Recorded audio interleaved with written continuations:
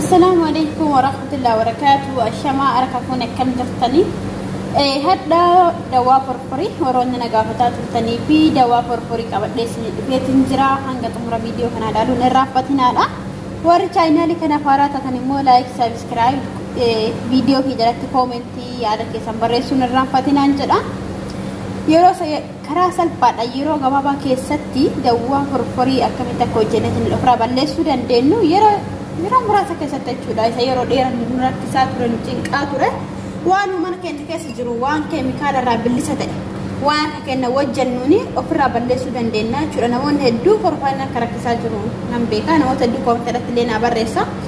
Anis akka mataa kiyyaatti fayyadamee wanta korforiin irraa balleessa jedheetiin yaadu qabadhee isin dhufeen jira. Kinoo jalqaba irratti killee nu biraa qaba.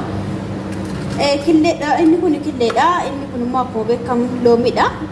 Inni kun zanjibila immoo zanjibila amma kana fayyadamaan jiru zanjibila fresh jechuudha. Isa kana osoo hin taane anamma akkanuma dura daakkadhee mana qabuun fayyadama.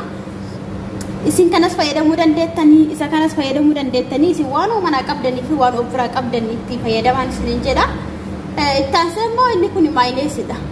Maayineesii namni hundumtuu keessattuu warroonni mana arabaa jirtanii sirriitti beektan jedhee yaada sirriitti argatanii jedhee yaada maaliif sandawichi immoo samalee hin dalagatanii akkasuma immoo beera arabaa tokko mootuyyuu yeroo baay'ee maayineesii kana fayyadaman mataadhaaf maayineesiin forforii qofa balleessuu osoo hin taane mataa laaffisuuf dheeressuu irratti illee karaa sirriitti fayyadamne gahee guddaa taphata waan ta'eef arabdoonni fayyadaman akka mana dalaguu kana yoo ta'e itti fayyadamne jechuudha. Kana malallee waan biratti waan fayyadu jira maayineesiin inshaallah biratti waa iddoo raasuuf na waa'eessa.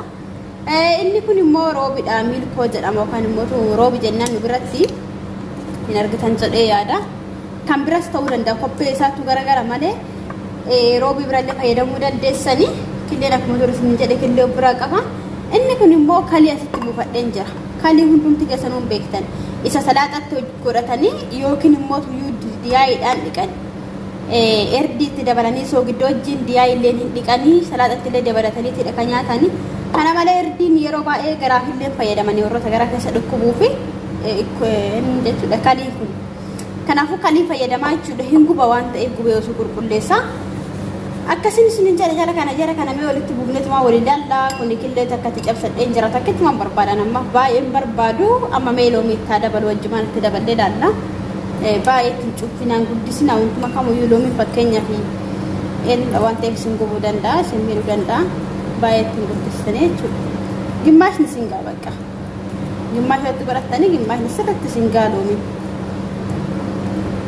Loomii gimmaasha fayyadama. Ittaansee immoo kalii kanan fayyadama jechuudha. Hundumaa yookuma isin haqoomataa keessanii barbaachisan amma maankatan sadiin itti dabaladhee jira kalii jechuudha. Baay'ee miti inni biraa roobidha.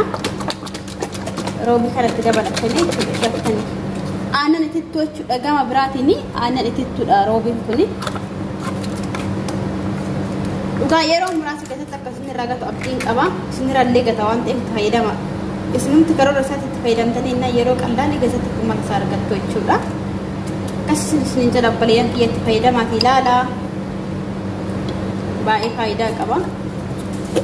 Inni kun zanjibila akkuma isin jedhan zanjibila daakkamee dura lafaa qabuun fayyadama. Isinitti mul'ata jedhee yaada.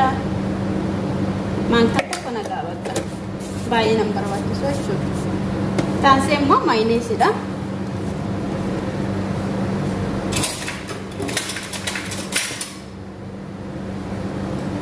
Maayinees illee maankama tokkoon itti dabaladha. Hanguma mataan keessan barbaachisu anammaaf mataan kiyya forforis baay'een qabu mataan kiyya laafallee waan ta'eef isinumatti argisiisuuf malee baay'ee ammatti hin barbaadu. Xiqqama itti dabaltan maankaa tokko itti dabaltanii jechuudha isin. Giyaasa mataan keessan jabaataa yoo ta'e yookiin immoo mataa hin laafne yoo ta'e wanti xiqqaan hin jiisu waan ta'eef itti guddifachuu dandeessu jechuudha. Waan hundumaa keessattuu maayineesii waa hundattuu gahee guddaa taphata waan ta'eef akkasuma killeelleen hundumti isaaniitu agaroo hin qabba'uttu gahee guddaa qabu. Isa kan akkanatti erga waliin geettanii sirriitti erga waliin geettanii booda mataa keessanitti dibattanii jechuudha. Daqiiqaa 40 ofirra tursiistanii yookiin sa'aatii tokko ofirra tursiistanii ofirraa miicitan garuu yeroo fayyadamtan sirriitti masaajii gochuu qabdan. Zayitoon itti dabaladha. Zayitoon yoo qabaatan dirqama miti. Yoo hin qabaatin qibaatiin mataa keessanii tokko itti fayyadamtan san xiqqoo itti dabala. mataa keessan qabsiisa waan ta'eef jechuudha. Isatti dabaltanii sirriitti masaajii gootan sirriitti sukkumtanii akka seenuu fi mataa fuulduraan achi isinirraa dhumateefillee mataa dachee suuratti illee gahee guddaa qaba waan ta'eef akkasitti itti fayyadamtan jechuudha. Zanjibilli as keessa zanjibilli waan jiruuf mataa molaadha jechuudha. Namarra dhumate zanjibilli marqisiisaa hundumti keessanuu beektan jedhee yaada. Kanaafuu sirriitti masaajii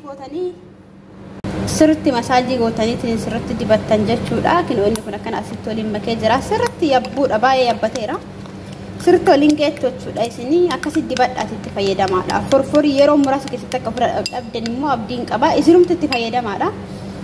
Kanaanis yoo ta'uu baate immoo karaa biraatti illee yaala. Mataan keessan akkuma garaan namaa nyaata garaagaraa barbaadu mataanis dibata garaagaraa barbaada.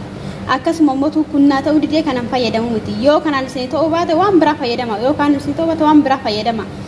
Uffanni naatti ta'u amma sitti hin ta'u akkasuma matallee waan mataa kiyyaa ta'u si ta'uu dhabuu danda'a. Garuu maalidha badaddee wanta mataa keessatti argachuun kenna waan ta'eef akkasitti mataa keessanii mataa malee namni hin bareedu keessattuu shamarran nuti mataa malee dhugaa rabbi hin bareednu jechuudha. Akkasitti badhaan isin jedha obboleeyyan kiyya akka irraa fayyadamtanis akkasiin fayyadus abdiin qaba. Yeroo gabaabaa keessatti akka furmaata isaa argattanii asumaan yaada keessan koomentii jalatti na barreessuun irraanfatinaadha. YouTube kanaaf haaraa taatan immoo sabiskiraayibii godhaa laayikii godhaa. Anis akka isin jaalattan jedhee jajjabinni keessan yanaaf jajjabinna ta'a waan ta'eef kanumaan isin jedha obboleeyyan kiyya turtii gaarii isin haa ta'u gaaffii yoo qabaattan koomentii jalatti barreessaa turtii gaarii.